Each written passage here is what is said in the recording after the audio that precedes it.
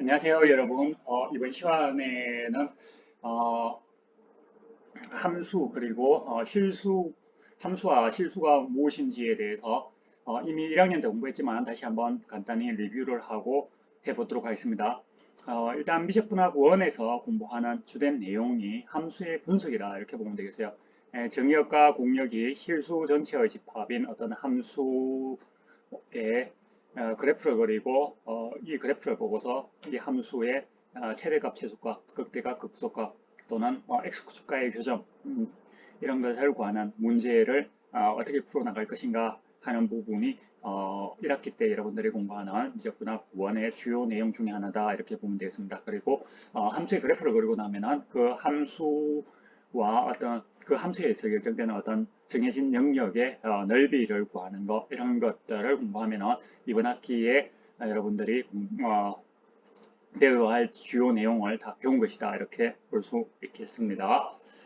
자, 여러분들이 수학 1에서 이미 함수가 무엇인지를 공부했지만 간단히 다시 한번 먼저 함수에 대해서 먼저 좀 살펴보도록 하겠습니다. 함수는 정의역과 공역, 대응규칙 이 세 가지에 의해서 결정이 됩니다. 정의역, 공역, 대응규칙 이 세 가지에 의해서 결정되어 있고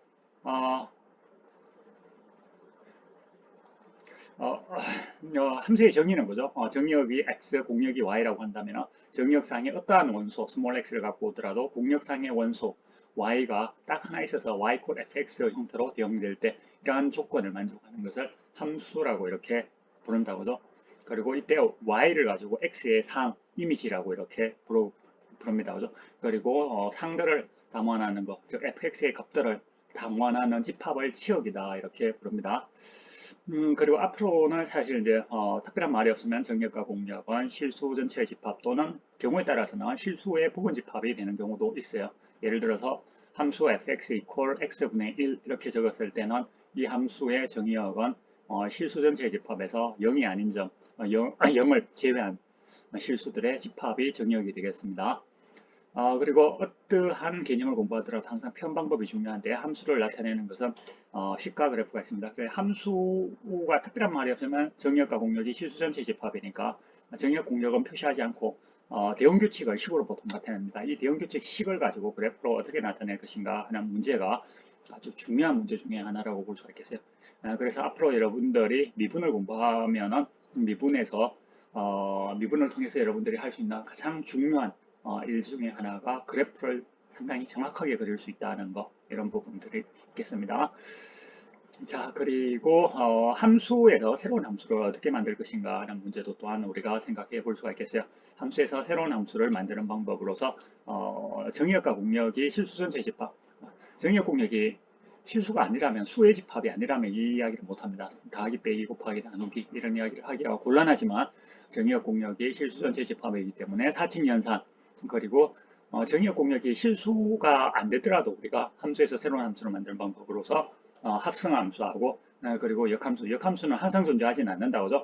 1대1 대응이라는 조건을 만족할 때 함수의 부가 1대1 대응이라는 조건을 만족할 때 역함수를 갖는다는 것을 여러분들이 작년에 공부를 했습니다.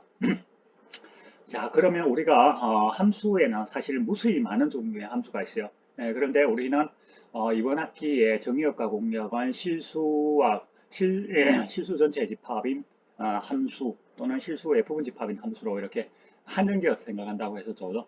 그러면은 정의역과 공역이 실수가 되는 실수의 집합인 함수의 대표적인 예가 무엇이 있는가 살펴보면은 실제로 이제 이 함수는 이것뿐만 아니라 무수히 많은 함수가 있지만 가장 기본이 되는 함수 한 이 네 가지 정도 함수가 있다고 볼 수가 있겠어요. 첫 번째로서 다항함수, 뭐 2차 함수를 여러분들이 1차 함수와 2차 함수를 중학교 1, 2, 3학년 가정에서 배웠다고죠. 그리고 작년에 여러분들이 뭐 3차 함수의 그래프, 4차 함수의 그래프의 개형을 그리는 거 이런 것들을 배웠습니다. 이런 뭐 n차 함수가 다항함수가 되겠어요.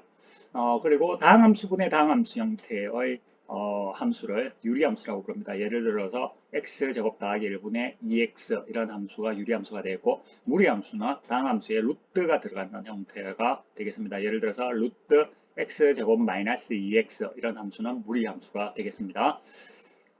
그리고 당함수로부터 이렇게 이제 유리함수하고 무리함수라는 함수가 얻어졌고 이거와 좀 다른 성질을 갖고 있는 것이 지수함수가 되겠습니다. 지수함수는 역함수가 로그함수가 되겠고 참고로 지수함수하고 다항함수는 어떤 관계가 있을까요? 지수함수는 다항함수 형태로 나타낼 수 있을까요? 음, 뭐 직관적으로 볼 때 지수함수는 다항함수 형태로 나타낼 수 없을 것처럼 보이죠. 그래프를 생각한다면 그죠? 다항함수, n차 다항함수, 함수는 x축과의 교점 또는 근이 거죠. 최대 n개가 있다 그죠? 그런데 비해서 지수함수, 예를 들어서 y 콜 2의 x성 이런 함수를 생각하면 x축과의 교점이 없습니다. 지수함수하고 다항함수는 서로 완전히 아무런 관계가 없어 보일지 모르지만 사실은 이것도 아주 밀접한 관계가 있다는 것을 여러분들이 아마 미적 2를 배울 때 다맞게 공부를 하게 됩니다. 그리고 지수함수의 역함수가 로그함수가 되겠고 그리고 다양한 종류의 삼각함수를 배웠어요. 사인, 코사인, 탄젠트 그리고 삼각함수의 역개념의 역함수로서 역삼각함수를 배웠고 그리고 아직 여러분들이 배우진 않았지만 여러분들이 기말고사 치기 전쯤에 하이퍼볼릭 펑션이라는 개념과 하이퍼볼릭 펑션에 대한 역함수인 인버스 하이퍼볼릭 펑션에 대해서 여러분들이 또한 공부할 예정입니다. 그리고 이렇게 이제 함수를 분류하는 것은 이 방법을 주로 사용을 하지만은 또 다른 이제 분류 방법은 사실 상당히 많습니다. 많은데 우리가 주로 다루는 분류 방법, 첫 번째 분류 방법을 주로 사용을 하는데 경우에 따라서 두 번째 분류 방법도 사용을 하기도 합니다. 어떤 함수를 증가함수하고 감소함수로 분류를 할 수도 있겠습니다. 그런데 대부분의 함수는 어떻습니까? 증가함수도 아니고 감소함수도 아닌 이런 함수죠. 그래서 어떠한 함수라도 항상 증가함수하고 감소함수의 합으로 나타낼 수 있다. 맞습니까? 어떤 함수도 증가함수와 감소함수의 합으로 나타낼 수 있다. 그럴 것 같습니까? 그럴 것 같다면 증명을 어떻게 할지 한번 여러분들이 생각을 해보는 것도 좋겠습니다. 그리고 또 다른 방법으로서 함수는 우함수와 기함수로 나타낼 수 있고 대부분의 함수는 뭐죠? 우함수도 아니고 기함수도 아니에요. 그렇지만은 이러한 어떠한 함수는 우함수와 기함수의 합으로 나타낼 수 있다는 것을 작년에 여러분들이 배웠습니다. 그죠? 그리고 뭐 1대1 함수나 잠수함수냐 담수함수냐 뭐 이런 식으로 분류를 할 수 있다. 이렇게 이제 분류하는 방법들이 여러 가지가 있겠습니다. 그리고 뭐 함수 값이 항상 양수인 함수, 함수 값이 항상 음수인 함수 등등등 분류하는 방법은 이것 말고도 참 많습니다. 그리고 함수들 사이에 비교하는 거, 이제 실수하고 연관, 정의역과 공역이 실수라고 했었죠. 그죠? 그래서 실수하고 연관을 지어서 생각하면 실수에는 크기 관계가 이퀄이 있고 부등호가 있습니다. 그래서 어, 어, 방정식과 부등식의 개념을 또한 생각할 수 있겠어요. 그래서 함수하고 식은 정확히 같지는 않지만 거의 비슷한 개념이다. 여러분들 이렇게 보면 되겠어요. 그래서 방정식은 식에다가 이퀄 들어가는 거, 식을 함수하고 거의 비슷하게 보면 함수에다가 이퀄 개념이 들어가는 것이 방정식이 되겠습니다. 이 방정식의 근을 어떻게 구할 것인가? 방정식의 근은 함수의 그래프가 x축과의 교점이다. 그죠? 그 다음에 부등식을 풀이하는 것도 이게 식만으로 잘 안 풀리는 경우가 많아요. 그런 경우는 이제 그래프를 그려서 풀이하는 경우가 많다. 그래서 부등식 문제 또는 최대 최소값, 극대 극소값 구하는 문제 이런 문제가 생기겠습니다. 이렇게 해서 우리가 전반적으로 우리 함수에서 가장 중요한 개념들만 한번 전체적으로 빼대를 한번 살펴봤습니다. 빼대를 살펴봤고 그 다음에 앞으로 이제 사용하게 되는 몇 가지 기호들에 대해서 좀 한번 살펴보도록 하겠습니다. 특별한 말이 없다면은 N은 자연수 전체 집합을 나타내고 G는 정수의 집합을 나타냅니다. 거기에 비해서 유리수 전체 집합을 보통 Q로 나타내고 실수 전체 집합을 R로 나타냅니다. 또한 복소수들의 모임을 C라고 나타냅니다. N은 영어 철자 natural에서 나왔고 그죠? G는 독일어에서 왔다 그죠? Q는 rational number의 quotient 나눗셈이라는 나누기에서 Q가 따왔고 리얼 넘버에서 R이 따왔고 컴플렉스 넘버에서 C를 따왔다 이렇게 보면 되겠습니다. 그리고 데피니션을 DF로 이렇게 줄여서 나타내고 theorem은 THM이라고 줄여서 많이 나타냅니다. 그리고 렘마는 보조정리라는 뜻이고 서치대 다음과 같은 조건을 만족한다를 S점, T점 이렇게 줄여서 많이 나타낼 예정입니다. 그리고 또 다른 기호로서 for 또는 there exist의 E를 대문자를 옆으로 대칭시켜서 이렇게 나타내는 선택을 exist 존재한다를 이렇게 이 기호를 이용해서 나타내고 for any 요것에 요것을 요 기호로 나타내기도 합니다. 그리고 P명 Q이다 될 때를 기호로 이와 같은 형태로 나타내고 P명 Q이고 Q명 P가 될 때 기호로 즉 PQ가 동시다 그죠? PQ가 동시일 때 기호로 이렇게 나타냅니다. 그리고 이 기호는 PQ 중에 하나를 정의할 때 이런 기호를 사용합니다. 예를 들어서 뭐 함수의 정의라든가 아니면 극한의 정의 이런 정의의 소요란 해서 요거하고 요거의 차이점은 위에 요 부분은 정리라든가 뭐 렘마라든가 CRM에서 주로 사용하는 데 비해서 요것은 보통 이제 데피니션에서 사용하는 기호다 화살표가 이렇게 좀 다르죠 모양이.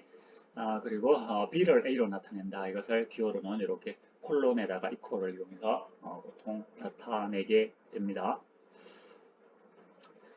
그리고 앞으로 이제 실수의 부분 집합을 이제 어떤 함수, 특정한 함수의 경우에는 정의역이 실수 전체 집합이 되지 않고 실수의 부분 집합 중에서 특히 이제 인터벌이 되는 경우가 많아요. 그래서 인터벌은 크게 두 종류가 있겠는데, 뭐 사실 이제 오픈 인터벌과 클로즈드 인터벌, 해퍼본드 인터벌도 있긴 한데 여기서 일단 나타내지는 않았습니다. 오픈 인터벌로는 크게 이런 세 종류가 있겠습니다. AB나 특별한 말이 없으면 실수라고 보면 되겠어요. 앞으로 특별한 말이 없으면 어떤 수라고 했을 때는 그 수는 항상 실수가 되겠고 이렇게 이제 미지수 A, B로 나타냈을 때는 잘 모르는 아직 잘 알려지지 않은 어떤 실수라 이렇게 여러분들이 생각하면 되겠습니다. 개구간 AB라고 부르고 개구간 AB는 A보다는 크고 B보다는 적은 실수들의 모임을 개구간 AB라고 하고 기호로 이와 같이 나타냅니다. 그리고 A보다 큰 실수의 집합을 기호로 이렇게 나타내고 B보다 작은 실수의 집합을 기호로 이렇게 나타냅니다. 이러한 세 종류의 인터벌을 오픈 인터벌이라고 하고 반대로 이제 클로즈드 인터벌은 이퀄이 간단한 차이밖에 없습니다. 위에 오픈 인터벌에서 이퀄이 부동모에서 이퀄이 다 빠져 있는데 이퀄을 다 첨가해서 얻어지는 이러한 인터벌을 클로즈드 인터벌이라 부르고 또는 잘 다루진 않지만 가끔가다 해프 오픈 인터벌이라고 해서 예를 들어서 A보다 큰 하나 같고 B보다 적은 실수의 집합이 되겠죠. 이것은 X로서 실수의 집합으로서 A보다는 X가 큰 하나 같고 B보다 적다.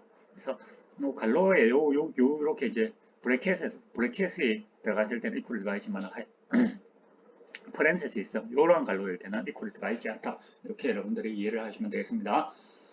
이렇게 해서 구간에 대해서 살펴봤고 다음으로 여러분들이 이제 결국에 보죠.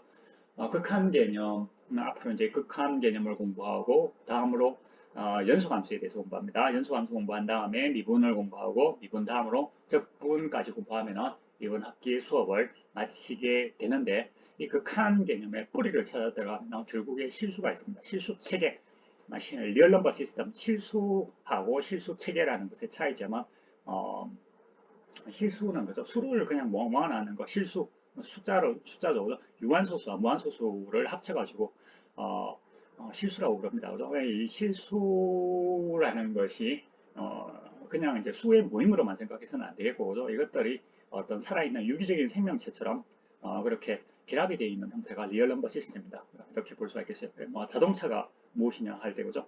자동차의 부품을 담아하는 거, 이것을 가지고 그냥 자동차라고 할 수는 없죠, 그죠?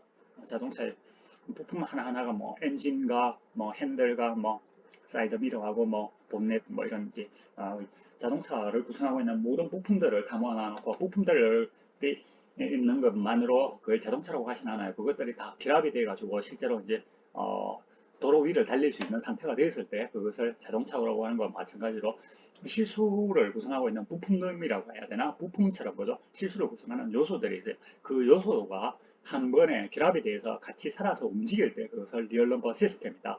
이렇게 부른다고 보면 되겠습니다.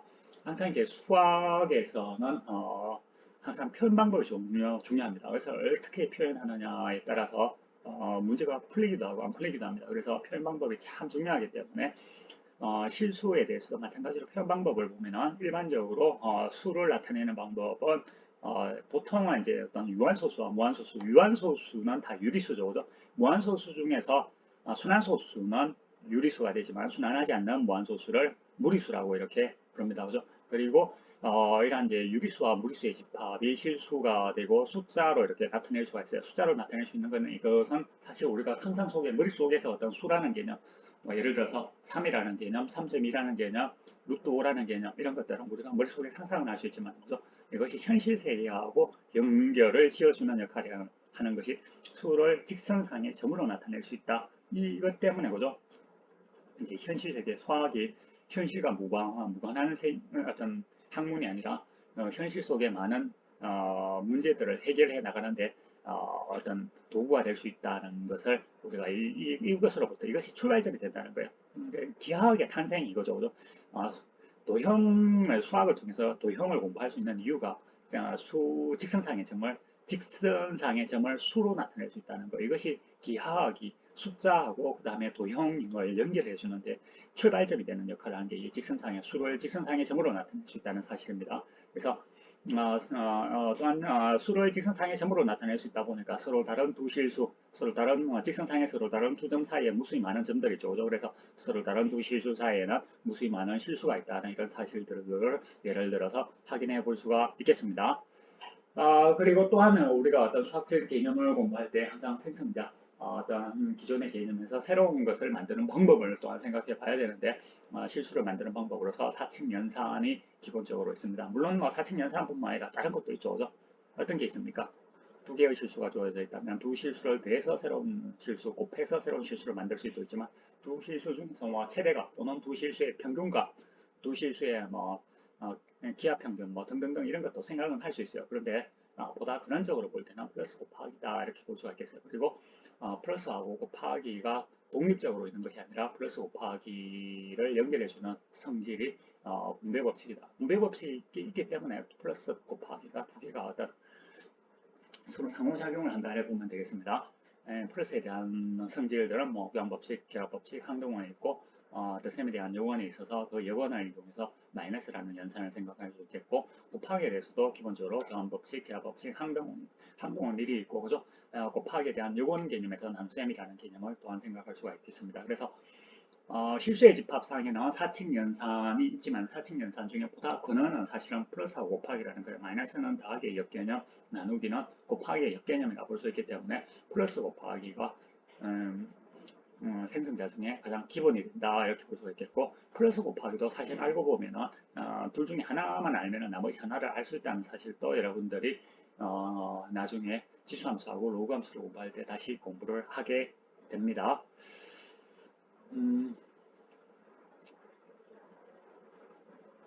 자, 그 다음에 이제 어떠한 비교라는 개념이 상당히 중요합니다. 항상 이제 선생님이 공부할 때 항상 어떤 표현 방법이 나오고 생성자가 나오고 비교라는 개념이 나옵니다. 이것은 뭐 아주 자연스러운 거예요. 보면은 여러분들이 그죠? 여러분들이 그죠? 어떤 사람보다 좀 더 높은 차원에 있어서 뭐 신의가 비슷한 능력을 만약 갖고 있다 이렇게 하면 그죠? 여러분들이 어떤 지구라는 별을 어떤 지구하고 비슷한 어떤 별을 만들고 싶다면 그런 생각을 하겠죠. 그죠? 내가 어떤 별을 만들어서 그 위에는 어떤 생명체가 살고 그런 것들을 구성을 한다는 거예요. 그런 어떤 생각을 가지고 내가 생각했는 것을 어떻게 구현할 것인지를 가지고 표현 방법, 내 생각을 어떻게 표현할 것인가를 고민을 하게 되었고 그리고 내가 별을 만들었다면 새로운 별을 만들었다면 그 별 위에 그냥 별만 달랑 있으면 별로 재미가 없다는 거예요. 어떤 생명체가 어떤 움직임 변화가 있어야 되겠죠.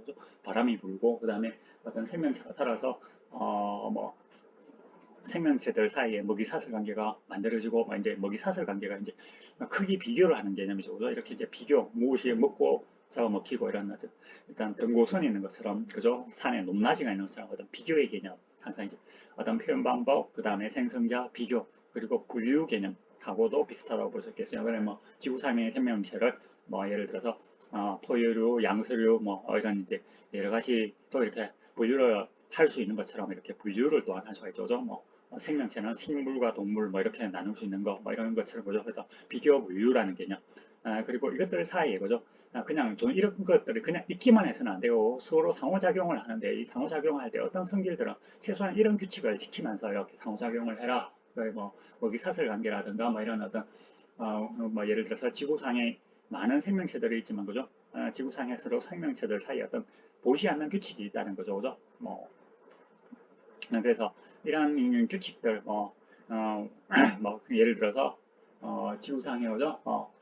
날씨가 예를 들어서 기온이 높아진다면 바람이 또한 불게 되죠. 기온의 일교차가 커짐으로 있어 일교차의 변화에 의해 가지고 기압이라든가 이런 어떤 변화들이 생긴다는 거예요. 그래서 이런 상호작용을 하는 이런 것들이 상호작용을 할 때 생기는 어떤 성질들 이런 것들을 어떤 규칙성 이런 것들을 우리가 또한 공부를 해 나갈 필요가 있겠습니다. 그래서 표현 방법, 생성자, 비교 분류, 성질 이런 것들 그리고 계산하는 방법 수학에서는 특히 계산을 많이 하다 보니까 계산하는 거 이런 개념들을 항상 공부하게 됩니다. 자, 그러면 다시 비교로 들어와서 그죠? 수를 비교하는 방법은 크게 이퀄이냐 어느 것이 더 크냐 이것을 비교합니다. 이퀄이 갖고 있는 수많은 성질들이 있지만 가장 중요한 성질을 보면은 리플렉시브, 시메트릭, 트랜지티브 이 세 가지 성질이 있겠고 요 세 가지 성질을 좀 이따가 정확한 개념은 좀 이따가 살펴보도록 하겠습니다. 그 다음에 부등호에 대해서도 많은 성질들이 있지만 기본적으로 이 세 가지 리플렉시브, 엔티시메트릭, 트랜지티브, 그다음에 트리코토미 이러한 성질들이 실수의 부등호가 갖고 있는 가장 중요한 성질이라 이렇게 볼 수 있습니다. 그리고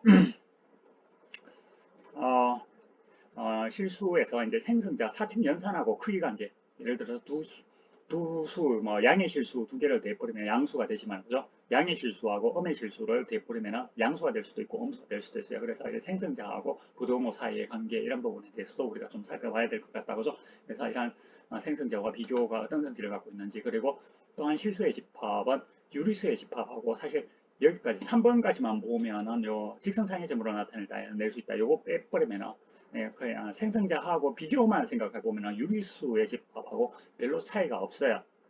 정수의 집합하고는 좀 차이가 있는 게 정수의 집합은 나눗셈에 대해서 닫혀있지 않다고요. 그렇지만은 2번, 3번의 성질은 유리수의 집합도 갖고 있다는 거예요. 그런데 이제 유리수의 집합과 실수의 집합의 차이점을 만들어주는 것이 완비성이다 이렇게 볼 수가 있겠습니다. 완비성이라는 것은 무엇인지에 대해서 좀 이따가 쌤이 설명할 예정입니다.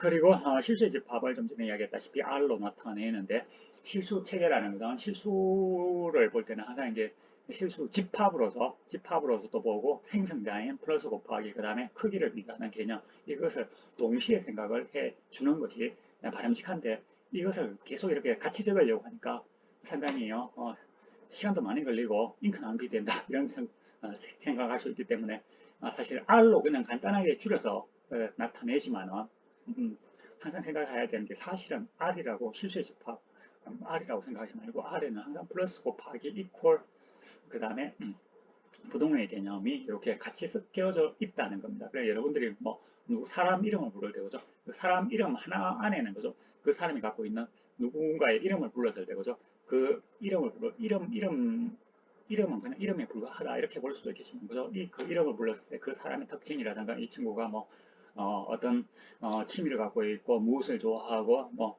이러한 여러 가지를 우리가 그 이름과 연관을 지어서 생각할 수 있죠. 그죠? 그래서 실수라는 것도 그냥 생각할 때 그냥 실수라고 편의상 실수라고 부르는 것이지 사실은 더하기 곱하기 이퀄 부등호 이런 것까지 동시에 생각해 줘야 된다는 겁니다. 그리고 사실 이제 실수의 정확한 정의를 여러분들이 알면 참 좋겠는데, 그죠? 실수의 정확한 정의를 하는 것은 사실은 상당히 좀 어렵고 복잡한 과정을 거쳐야 됩니다. 그리고 실수를 정확하게 구성하는 것도 불과 한 100년 전쯤에 실수의 정확한 구성이 되었습니다. 그래서 상당히 조금 어렵다 보니까 여기서는 실수를 정확하게 구성하기보다는 실수가 갖고 있는 주요한 성질들을 공부해 보도록 하겠습니다. 그래서 결국에 지금 하고 있는 내용들이 여러분들이 보기에 참 선생님이 뭐 내가 다 알고 있는 이야기를 왜 시간 낭비하면서 저렇게 이야기할까 이렇게 생각할 수도 있지만 결국에 수학을 공부할 때는 뿌리를 찾아드는 게 참 중요해요. 그래서 어떤 여러 가지 앞으로 극한이라든가 뭐 미분적분 개념을 공부하면서도 문제를 풀어나가다가 잘 안 풀리면 그 근본을 찾아 들어가야 되는데 결국에 여러분들이 어떤 미분적분학의 문제의 근본을 다 찾아 들어가 뿌리를 찾아 들어가면 실수의 정의, 실수의 성질과 다 연관이 된다는 걸 여러분들이 확인할 수 있을 겁니다. 이렇게 이제 공부하는 습관을 가지고 공부할 때 어떤 내용을 공부할 때 그 뿌리가 무엇인지를 항상 연결지어서 여러분들이 공부하는 습관을 들이다 보면 어느 순간에 다른 사람이 따라올 수 없는 수준까지 여러분들이 도달하게 됩니다. 선생님 경험상 그래요. 그래서 여러분들이 항상 좀 공부할 때 단순히 그냥 그때 그냥 막 그냥 눈에 보이는 것만 공부하지 말고 이 개념이 나오게 된 어떤 뿌리가 무엇인가 이런 부분을 항상 생각해 가면서 공부를 하면 더욱 좋겠습니다. 자, 1분 정도 좀 쉬었다가 이야기를 하겠습니다.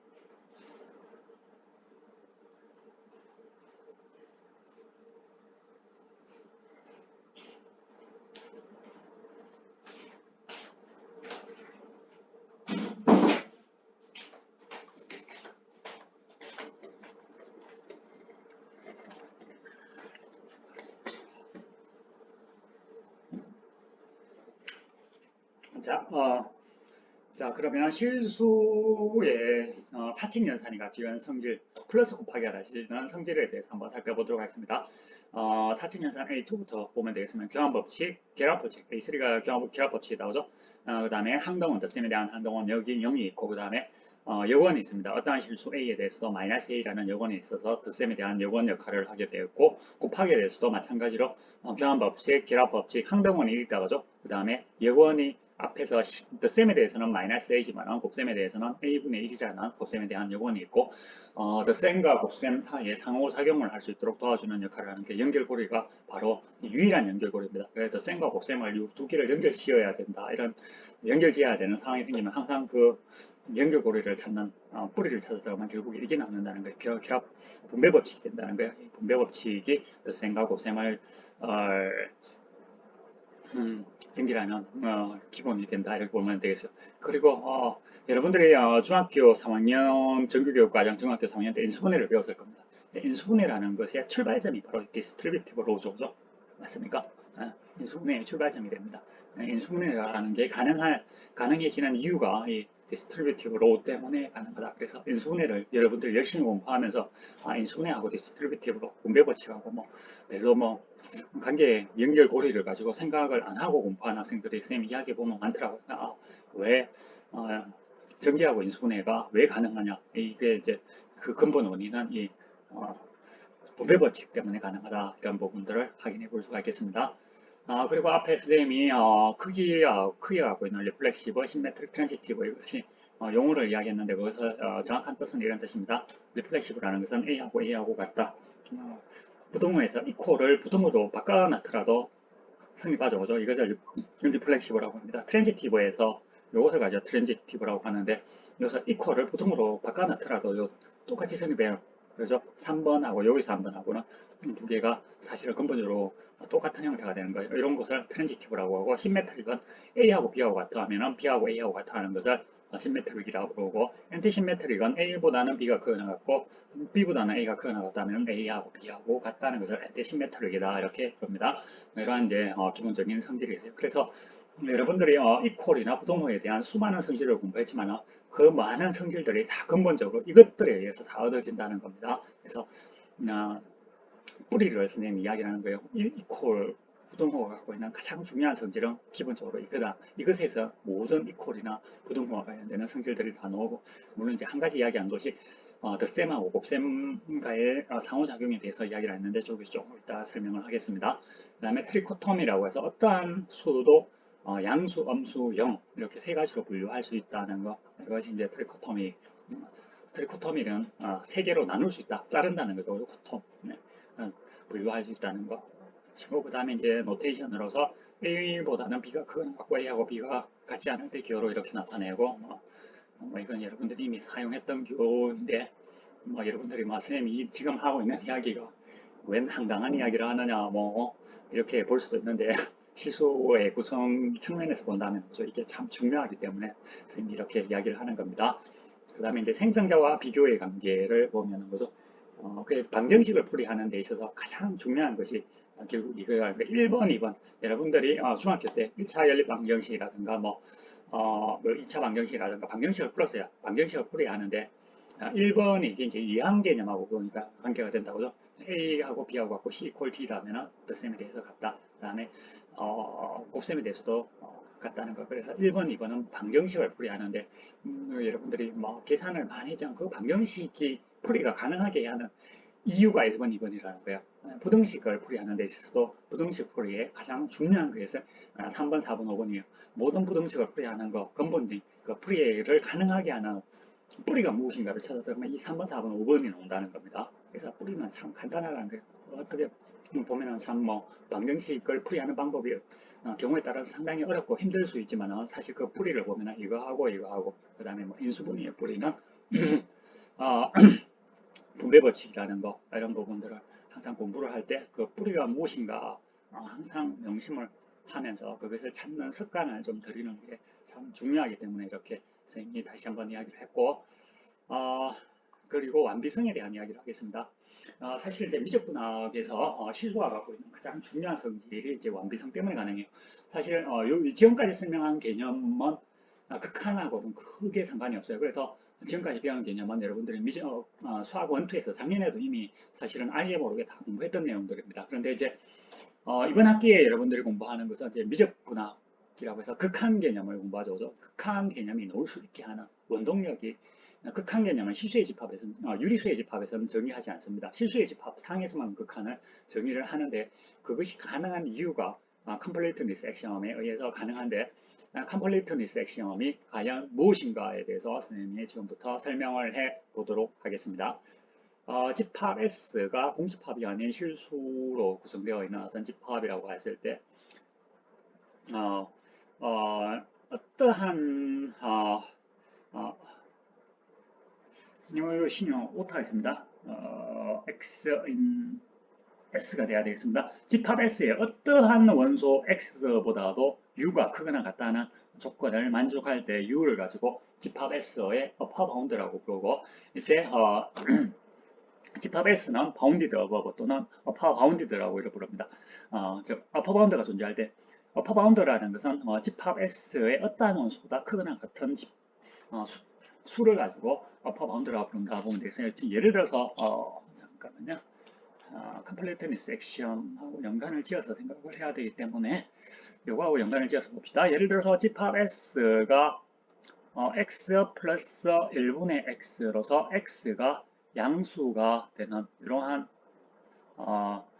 집합이라고 생각하면 특별한 말이 없으면 x는 실수라고 했습니다.